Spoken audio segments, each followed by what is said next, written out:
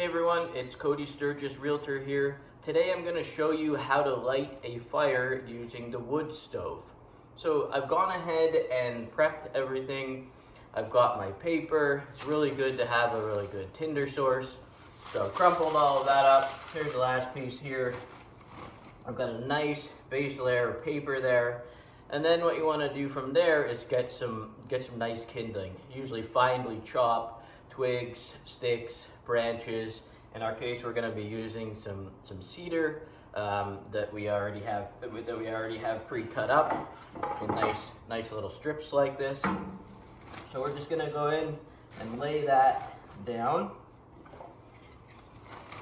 You want to think about this as it's basically your foundation. So you're building like this, and then the next layer is like this, and then we're going to put our wood on top.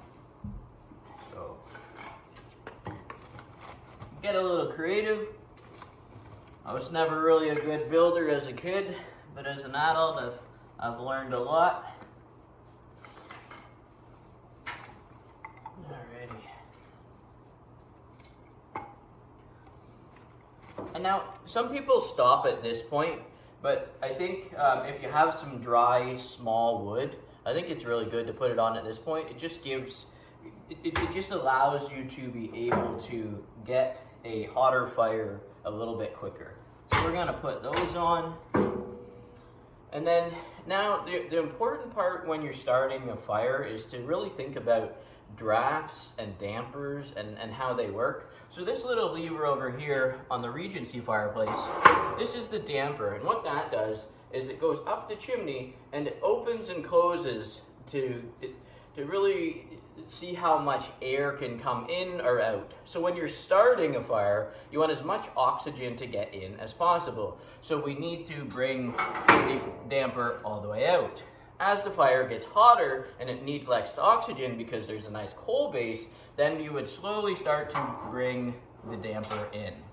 Now, this particular fireplace is really unique. So most fireplaces are entirely inside, and the chimney is inside.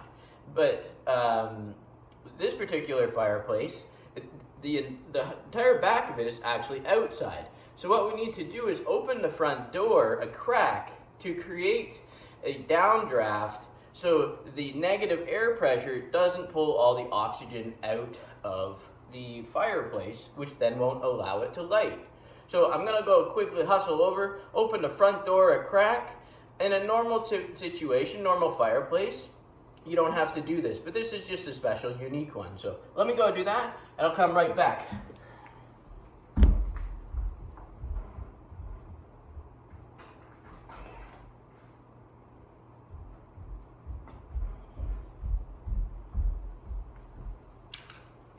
Alrighty, so we've got that door open, and remember on a normal fireplace you're not going to have to do that. So got a trusty barbecue lighter here. You can use matches, whatever you feel comfortable with, and then you're just going to light it in multiple spots, right?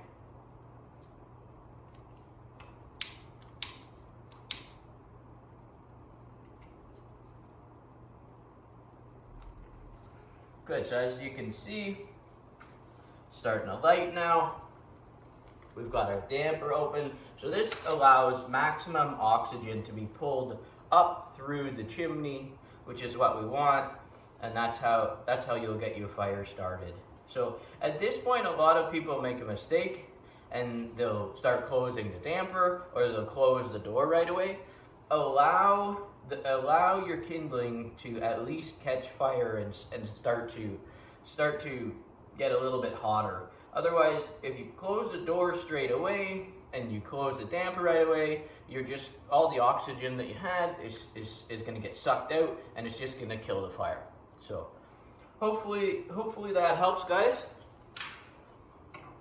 So what I like to do is I like to just for safety, just leave it open a little crack like that.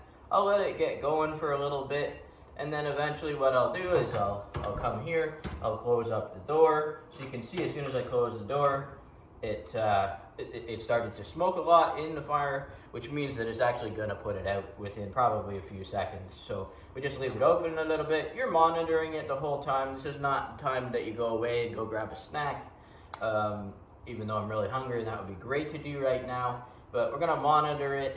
We're going to eventually close the door. And then as we get a more hot coal base, then we'll slowly start to put that damper in. So hope that helps, guys. And stay tuned. We're going to be doing more tips and tricks for people.